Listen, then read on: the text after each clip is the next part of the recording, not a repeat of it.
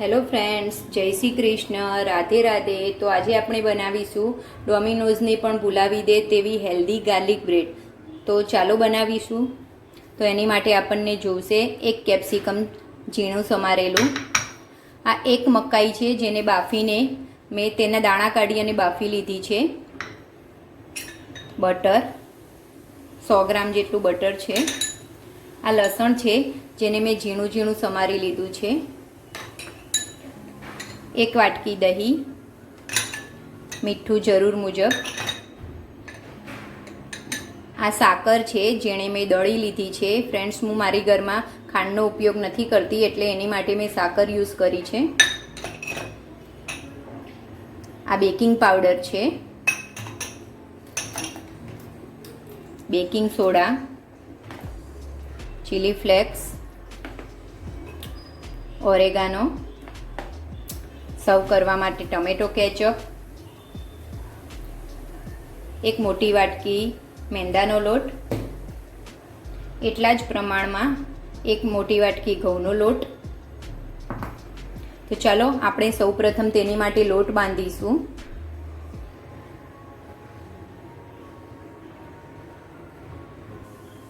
તો આપણે લોટ બાંધવા માટે આ લોટ મેં 1 વાટકી મેંદો લીધો છે જેને ચાળીને લીધો છે, 1 વાટકી ઘઉંનો લોટ એને પણ મેં ચાળી લીધો જ છે,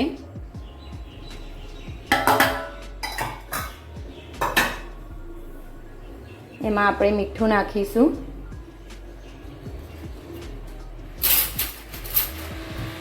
1 ચમચી મીઠું,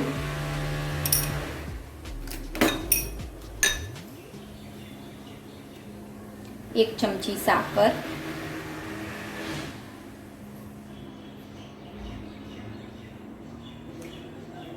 અડધી ચમચી ઉપર નાખી છે મેં,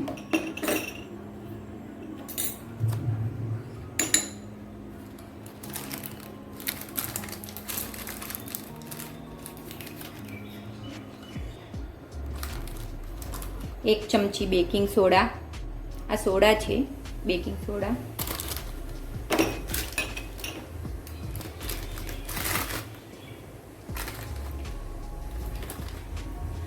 1 ચમચી અને ઉપર અડધી ચમચી બેકિંગ પાવડર,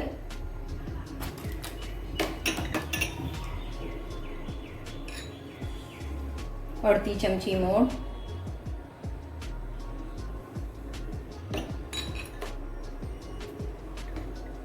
હવે આ બધું આપણે મિક્સ કરી દઈશું. હવે એમાં 1 વાટકી જેટલું, નાની વાટકી જેટલું દહીં મિક્સ કરી દઈશું. આ ઘરનું જ દહીં છે.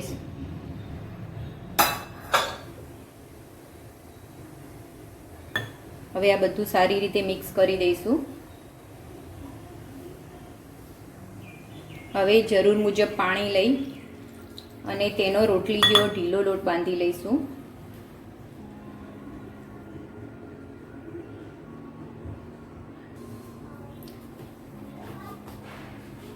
આપણો લોટ બંધાઈ ગયો છે.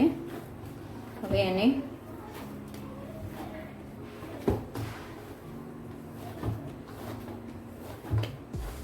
થોડુંક તેલ લઈને તેલથી ગ્રીસ કરી દઈશું.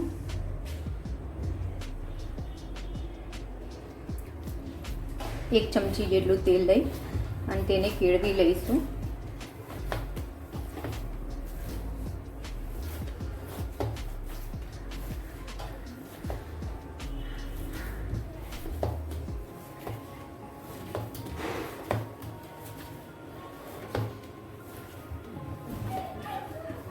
હવે આપણે લોટને સાઈડમાં મૂકી દઈશું ઢાંકીને,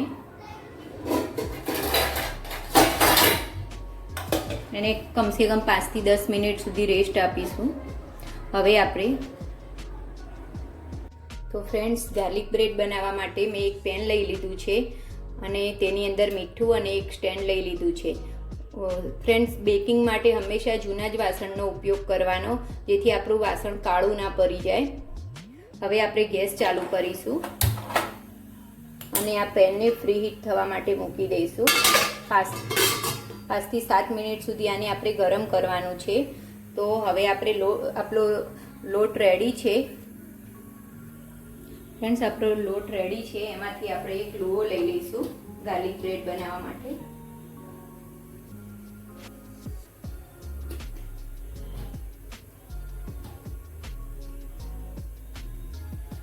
તેનો મોટો રોટલો વણી લઈશું.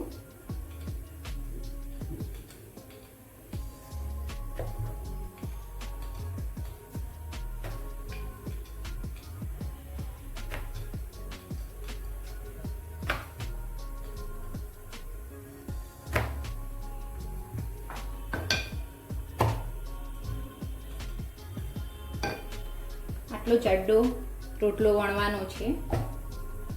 હવે તેની ઉપર આપણે આ બટર લીધું છે 100 ગ્રામ. તેની અંદર આપણે ચોપ કરેલું, ઝીણું ચોપ કરેલું લસણ 2 ચમચી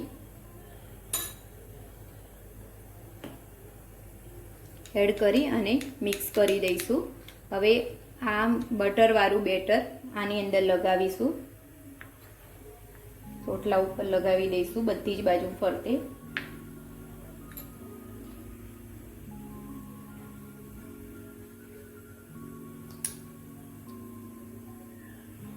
હવે તેની ઉપર આપણે મકાઈના દાણા, કેપ્સિકમ,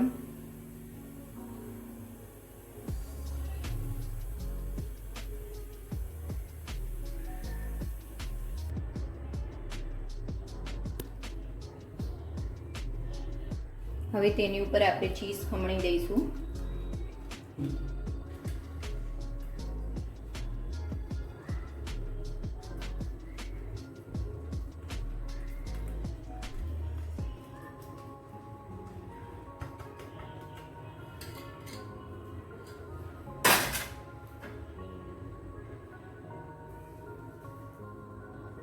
તેની ઉપર ચીલી ફ્લેક્સ,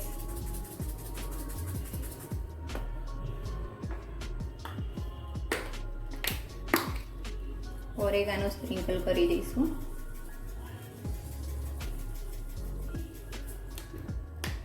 હવે તેને આપણે આવી રીતે વાળી લઈશું.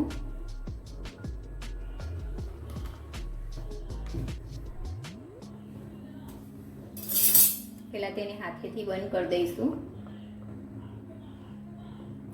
પછી એને આ ટાઈપના કાંટા ચમચીથી આ રીતે સરસ ડિઝાઇન આપી દઈશું, જેથી આપણી ગાર્લિક બ્રેડ બહુ જ સુંદર લાગે.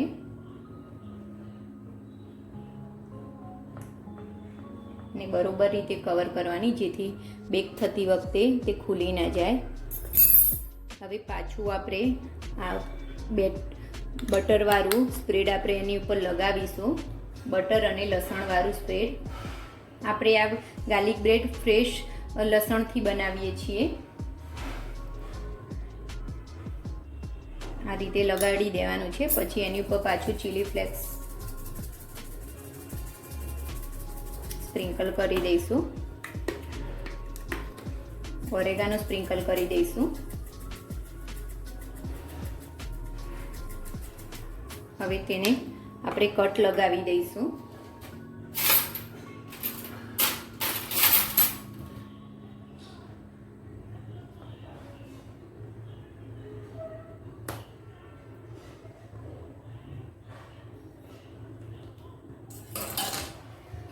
તેને આ ટાઈપના કોઈ વાસણમાં બેકિંગ કરવા મૂકવાની છે ફ્રેન્ડ્સ. એલ્યુમિનિયમના વાસણમાં, સ્ટીલના વાસણનો ઉપયોગ કરવાનો નથી, નહીંતર વાસણ આપણું કાળું પડી જશે. હવે એને આપણે બેક કરવા માટે પેનમાં મૂકી દઈશું. આપણું પેન ફ્રી હીટ થઈ ગયું છે. હવે આપણે તેને 10 થી 15 મિનિટ સુધી બેક કરીશું, ઢાંકીને ફાસ્ટ ગેસ પર.